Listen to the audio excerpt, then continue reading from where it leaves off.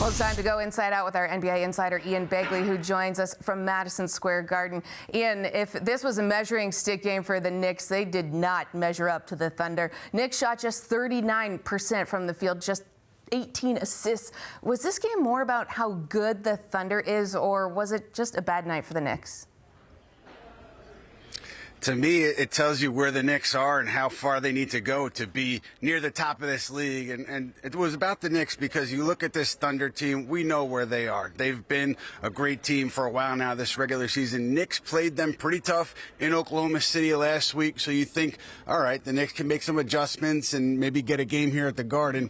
It was the opposite of that, right? And this Knicks roster, you don't trade for Mikal Bridges. You don't trade for Karl Anthony Towns to be 25 points worse than the top team in the Western Conference. This is not what this team is supposed to be. So to me, this tells you that the Knicks have a lot of work to do to get to where they want to go. Disappointing night for them tonight at MSG. Now, you mentioned Mikal Bridges. He finished this game scoreless, 0 for 9 from the field.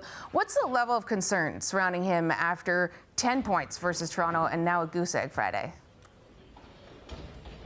Look, offensively, sure, you need more from him. You need more from him defensively. You gave up a lot of draft capital to acquire Mikal Bridges, and he's had nights where he's looked very good. He started the season off slowly. He's looked really strong many nights since then. But, you know, tonight, the other night, he did talk after the game about how his shot was a little bit short. He feels like that's correctable. He can correct that. One thing he did say, too, though, is the Knicks, when they're not shooting well, they allow that to affect their effort on defense sometimes, and he said that's unacceptable. That's something they really have to work through. So they follow up their 9-game winning streak by losing 4 of 5, 2 of them to OKC. The game last week was close. The rematch was not. Why does inconsistency continue to be a storyline with this team?